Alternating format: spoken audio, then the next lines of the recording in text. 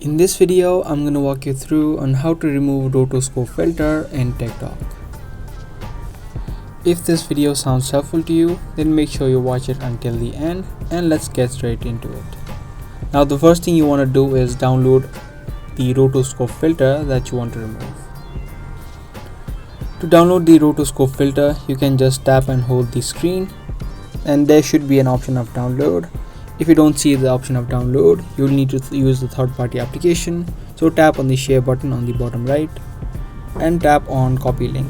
Once the link has been copied, now you can open up your web browser and then search for TikTok video downloader. You can use any of these results and just paste in the link and tap on download and the video will be downloaded.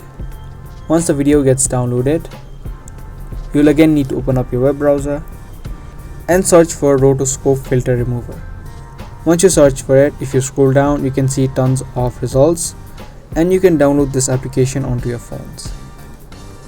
You can download these APKs. So this is the website of Softonic, and then use the rotoscope filter remover to remove the rotoscope filter from the video that you just downloaded of TikTok.